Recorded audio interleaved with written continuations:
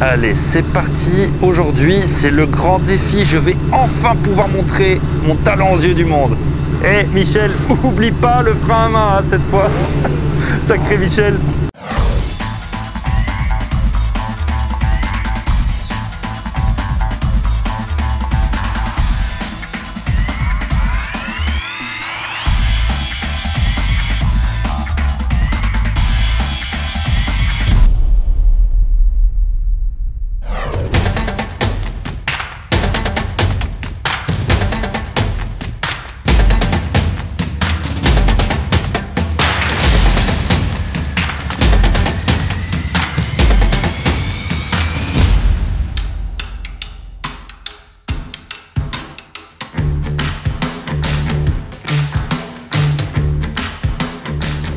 On avait un ami, Bernard de Drever, qui est un ancien pilote, qui fait de la restauration de voitures de course. Il avait un atelier à Uccle et bon, les passionnés que nous sommes, quelques copains, quand il avait une belle auto, on poussait la porte et on venait voir. On a poussé les voitures, on a mis 3 chaises en plastique et voilà, et on s'est fait un spaghetti entre copains. Et l'ambiance a été tellement magique qu'on s'est dit, il faut refaire ça. On a instauré, voilà, une fois par mois, un dîner entre passionnés. On a commencé à amener des objets de décoration, des memorabilia, de quoi un peu mettre de l'ambiance dans l'atelier où on était. Et voilà, on met tout, on mutualise nos jouets et on passe des bons moments ensemble. Voilà le principe, avec Michel Vaillant comme emblème, parce que on s'est rendu compte qu'on est tous de cette génération, nous sommes des enfants de Michel Vaillant. Il y a bien les enfants du rock ou les enfants de la télé, et bien voilà.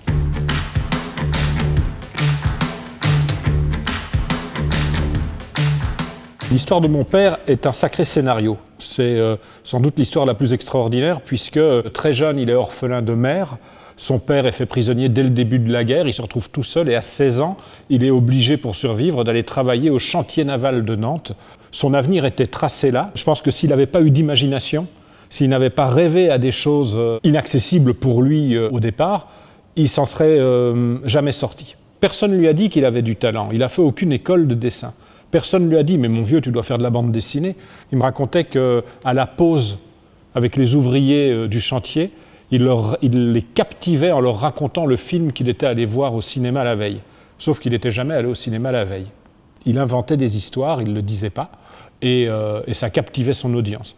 Lorsque Jean Graton arrive en Belgique pour vivre de son dessin, il ne pense pas du tout à la bande dessinée, il ne sait même pas ce que c'est, il n'en a pas entendu parler.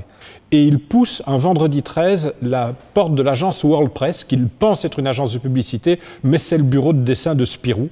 Et en fait, il tombe ce jour-là dans la bande dessinée, il va commencer avec les belles histoires de l'oncle Paul et ça ne s'arrêtera plus. Un jour, je pense que Spirou, ils ont dit halte au feu, on a des oncles Paul pour 1 an devant nous, donc arrêtez la production.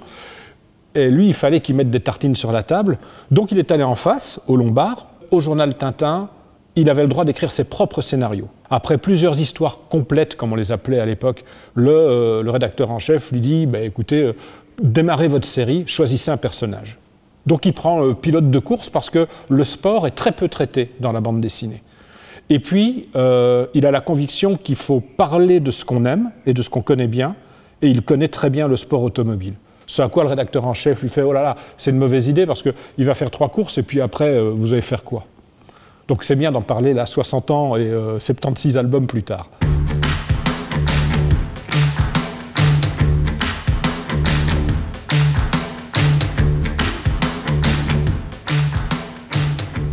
Le sport est un peu l'enfant pauvre de la bande dessinée, il est très peu traité. Il est sans doute difficile à dessiner parce qu'il faut savoir tout dessiner si on fait du sport. Il y a une vraie difficulté à faire bouger une voiture. Une automobile qui se déplace ou une automobile immobile, c'est le même dessin. Et donc il fallait trouver une astuce. Et très vite, Jean Graton excelle là-dedans. C'est-à-dire d'utiliser le bruitage et le graphisme des lettres pour faire bouger les voitures, pour faire comprendre qu'une voiture freine, accélère. Jean Graton avait non seulement un talent graphique superbe, mais il était aussi un vrai journaliste, en tout cas un reporter dans le sens l'œuvre a une dimension didactique. Jean Graton est un grand pédagogue. Et donc, ma génération, donc, à l'époque, dans les années 60, on a appris le sport automobile, on a compris le sport automobile grâce à Michel Vaillant et à Jean Graton. C'est vrai que quand on est sur les circuits, Michel Vaillant, ça parle, que ce soit les acteurs ou les spectateurs de la course. Mais parmi les acteurs, forcément dans ma génération, quelqu'un comme Alain Prost, qui a exactement mon âge et que je connais depuis l'école de pilotage, Alain, comme moi, il a découvert le sport automobile en lisant Michel Vaillant. Je pense que tout au début, mon père commence en inventant des pilotes, il se rend compte qu'il ne va pas aller très loin avec ça. Donc très vite, des pilotes réels apparaissent dans Michel Vaillant.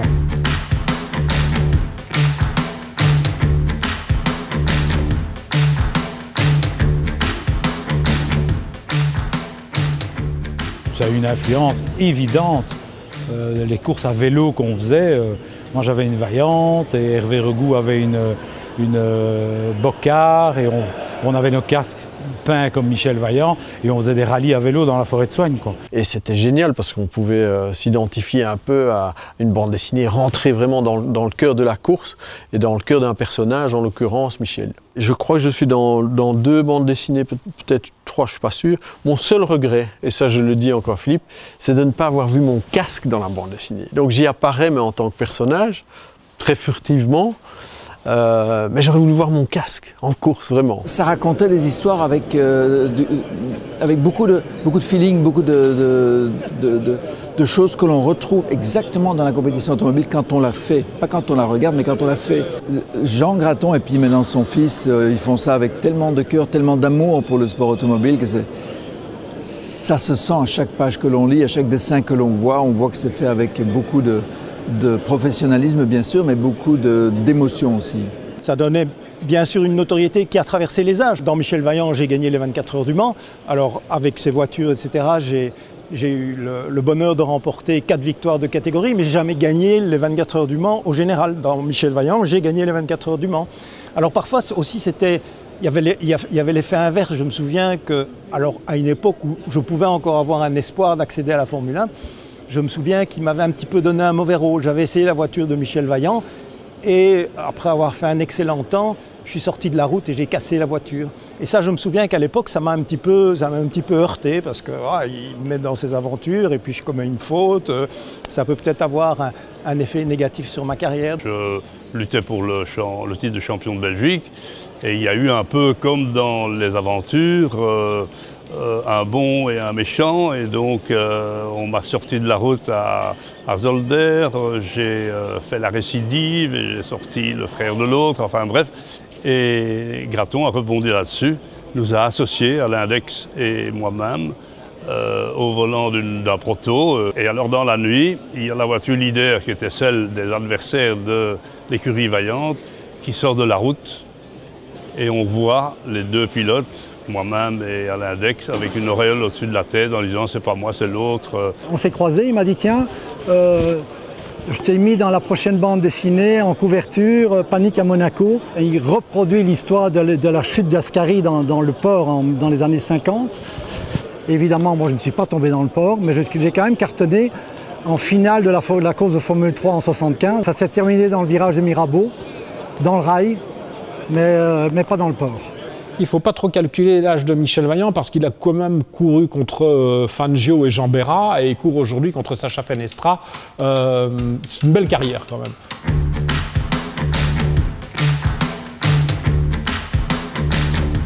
C'était pas du tout intentionnel le fait que j'écrive des scénarios de Michel Vaillant un jour. En revenant un jour d'un reportage au Vietnam, j'avais dit à mon père en lui déposant toute une pile de photos, écoute, c'est extraordinaire comme pays, ce serait un cadre génial pour un scénario, pour un rallye qu'on imaginerait au Vietnam. Et il m'a dit, tu as l'air de savoir de quoi tu veux parler, écris le scénario. J'ai écrit un scénario, je lui ai donné. Il me l'a rendu en disant, non, ça c'est un article, c'est pas un scénario. Donc je me suis mis quand même à étudier un peu le scénario, la dramaturgie, ces choses-là, et je suis revenu avec un vrai scénario, ça a donné la piste de Jade, et là le piège s'est refermé. Les derniers albums de la première saison de Michel Vaillant sont entièrement dessinés par ses assistants. Je me rends compte après plusieurs albums que c'est pas aussi bon que ça devrait l'être. Au moment d'écrire le 71e scénario de Michel Vaillant, je me rends compte que je suis épuisé et que j'ai pas envie de le faire. Alors, je me demande pourquoi. Et je me rends compte que c'est 1, le dessin ne suit plus pour moi. 2, j'ai envie de raconter plein de choses. Parce qu'il se passe plein de choses dans l'automobile aujourd'hui. Et lorsqu'on a évoqué l'idée que j'avais eue de cette nouvelle saison, de confier ça à un autre dessinateur, il a été totalement partant. Et ça, c'est rare dans la bande dessinée. Et Jean Graton dit mon héros, il peut faire des choses que j'ai peut-être pas encore imaginées. Allez-y, surprenez-moi, faites des choses que je n'ai pas osé faire.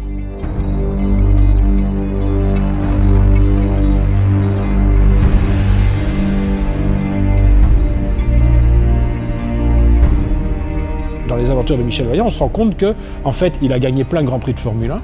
Il a gagné les 24 heures du Mans. À chaque fois qu'on montre les usines Vaillantes, elles sont de plus en plus grandes. Il y a même des albums où on voit en costume cravate. On tremble où pour les héros? Où est-ce qu'on est inquiet? Où est-ce qu'on a envie de vivre cette aventure avec eux? Il fallait les remettre au pied du mur. Il faut oser une vraie rupture stylistique dans le scénario et retrouver un dessinateur. Pour moi, il est plus important qu'il y ait un auteur avec une patte à lui qui ne fasse non pas nécessairement du Jean Graton, mais qui fasse du très bon Michel Vaillant. Et puis je repense à Marc Bourgne et il saute tout de suite sur l'opportunité, mais ne veut pas travailler seul. C'est-à-dire que les voitures et les décors, il sent qu'il ne va pas y arriver et il demande qu'il y ait un dessinateur qui l'aide pour ça.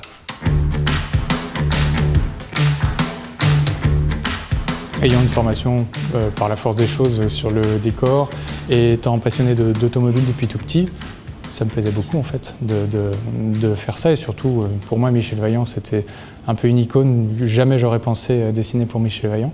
Étrangement, on peut penser que notre manière de travailler est une manière assez récente et moderne, mais le seul changement qu'il y a, en fait, c'est le fait que les 4 collaborateurs, donc les 2 scénaristes et les 2 dessinateurs, leurs noms sont sur la couverture. Parce que maintenant, on met en avant les auteurs et avant, on mettait en avant le studio Graton. Marc, le dessinateur des personnages, généralement commencer la planche, il fait le brouillon de la planche, le storyboard. À partir de ça, on sait ce qu'on va faire, je sais quel décor je vais mettre à quel endroit. Marc fait les personnages, ensuite il dessine les personnages dans des cases vides. Comme je travaille en numérique, ça me permet de superposer mon travail facilement au travail de Marc et de déplacer s'il faut un personnage ou de l'agrandir, le diminuer et de l'adapter en fonction du décor que je vais dessiner derrière. Pour les scènes de course, c'est moi qui commence, c'est l'inverse parce qu'il se trouve que c'est moi qui ai le plus de travail à faire sur la planche. Et en fait, la seule grosse différence, c'est que la génération précédente, il fallait travailler sur les mêmes planches, donc travailler au même endroit généralement. Et donc il y avait quelqu'un qui dessinait le personnage sur la planche et quelqu'un qui composait le décor derrière, mais il n'y avait pas le droit à l'erreur. Maintenant c'est beaucoup plus simple. Pour ne rien vous cacher, quand on m'a proposé de travailler à cette nouvelle saison de Michel Vaillant, Philippe avait préparé un document avec ce qui, dans son esprit, devait être cette saison 2. Et dedans, il y a un événement qui m'a convaincu de dire oui, c'est qu'il y avait l'éventualité de faire mourir un personnage, et pourquoi pas Jean-Pierre. Et je me suis dit qu'à partir du moment où on pouvait faire ça, on pouvait faire une vraie saga familiale qui amenait à cette mort de Jean-Pierre. Ce n'était pas une mort accidentelle, comme ça, il fallait que ce soit là un aboutissement. Et donc, c'était mon premier travail sur la série, c'était effectivement d'en faire une série familiale, où il ne se passe pas uniquement des histoires de voitures, mais où il y a aussi un intérêt dans les coulisses. Je voulais plonger Michel dans un espèce de tourbillon d'émotions humaines.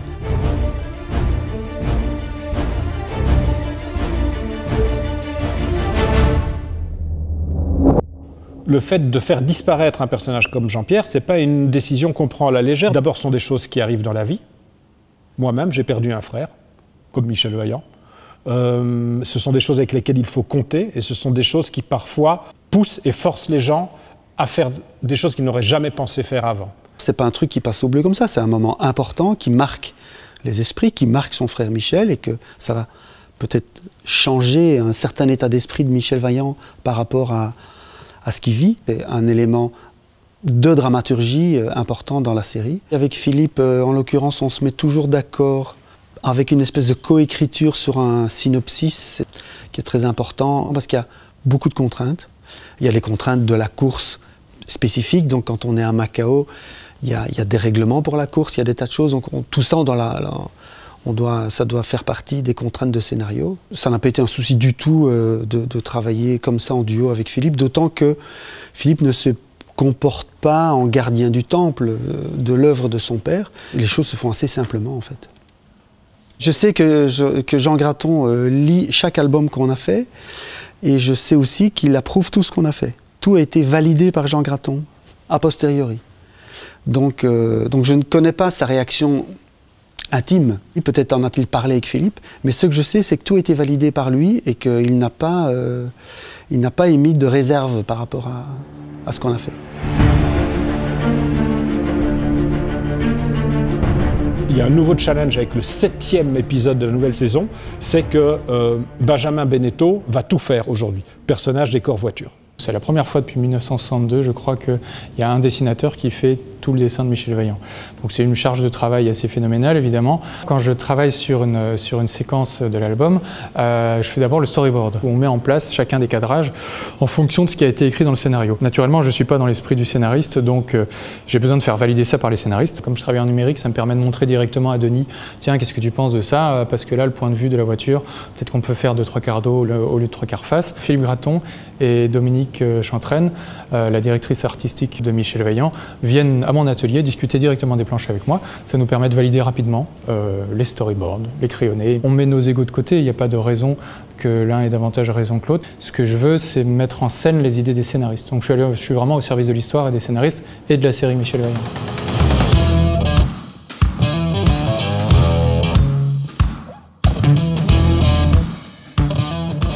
C'est pas uniquement un travail de bande dessinée, c'est un travail documentaire. Jean Graton se déplaçait sur les circuits et on rencontrait les pilotes et les mécaniciens et on fait la même chose. Pour le tome 1 de cette nouvelle saison, on est allé en WTCC à Monza et pour le tome 6, évidemment, on est retourné au Mans. Et à chaque fois, quand je vais sur place, là pour le tome 7, on est allé à Macao. Et ici, ce qui a facilité la prise de documentation, c'est très simple. Ils ont fait une vraie Vaillante. À Macao, la Formule 3 qu'on verra apparaître dans l'album a couru donc cette année en Formule 3 et courra de nouveau l'année prochaine en Formule 3 avec le même pilote, Sacha Fenestraz. Et là, j'ai ramené de Macao quelque chose comme 2 ou 3 000 photos parce que je sais que quand je serai tout seul face à ma table de dessin, chaque image que je veux dessiner, si j'ai pas une documentation précise, je peux pas me permettre de l'inventer parce que ça se verrait. C'est pas non plus du roman photo, c'est-à-dire que, évidemment, il faut qu'on prenne certaines libertés. Mais le fait d'avoir la documentation, le fait de savoir de quoi on parle, me permet de savoir là où je peux prendre mes libertés. On parle d'une famille qui n'existe pas, d'une marque qui n'existe pas, mais la documentation derrière permet de faire en sorte qu'on ait l'impression que ça existe. C'est le but du jeu, c'est de faire croire, que le lecteur croit, il croit à Michel Vaillant, il croit à ce qu'il lit et qui vibre avec les personnages. C'est ça le plus important en fait. Alors, pour le spécialiste du sport automobile, il y aura plein de petits clins d'œil, il va être content de repérer les petites choses qui sont justes, vraies, et donc c'est un plaisir supplémentaire pour lui. Mais il ne faut pas oublier le lecteur de base, même s'il n'est pas fan de voiture, il faut qu'il ait du plaisir à lire les histoires.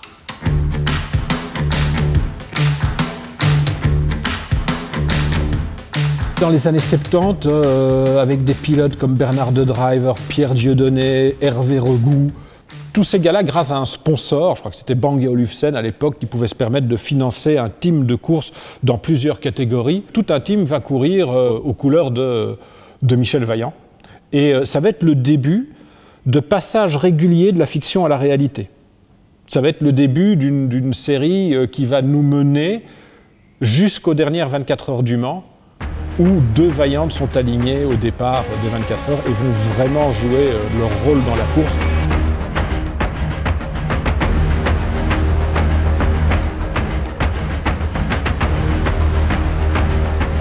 Cette course se déroule de telle manière, avec tellement de rebondissements, ce qui fait que, de façon inespérée, cette voiture finit la course, arrache la 3e place et se retrouve sur le podium. Et puis, ça, c'est là le truc qui est vraiment, c'est de la bande dessinée, c'est que 24 heures après les 24 heures, la voiture est disqualifiée. Mais ces 2 voitures ne vont pas seulement courir les 24 heures du Mans, elles vont courir tout le championnat du monde d'endurance, et à la fin, elles vont gagner le championnat du monde. L'origine de tout ça, de Michel Vaillant, de la bande dessinée, de sa passion pour le sport automobile, c'est là qu'elle naît. Exactement à cet endroit, dans les stands des 24 heures du Mans, 80 ans avant, parce que son père, quand il a 13 ans, l'emmène découvrir les 24 heures. Et cette découverte des 24 heures du Mans va créer cette passion qui va lui faire choisir de faire une BD sur un pilote de course, qui va faire cette œuvre extraordinaire qu'est Michel Vaillant, qui un jour se trouve dans la réalité au Mans et va se retrouver sur le podium du Mans, à l'endroit même où le petit Jean a découvert sa passion pour le sport automobile. Donc c'est une très très belle histoire.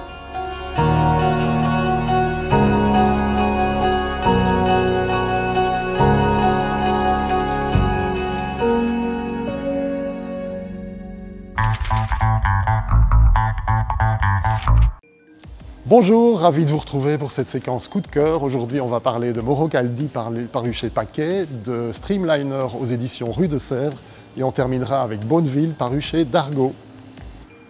On commence par Mauro Caldi, qui est une série qui est parue à la fin des années 80. C'est quasiment les débuts de Michel Constant et de Denis Lapierre. Denis Lapierre, scénariste actuel de Michel Vaillant, comme quoi il n'y a pas de hasard.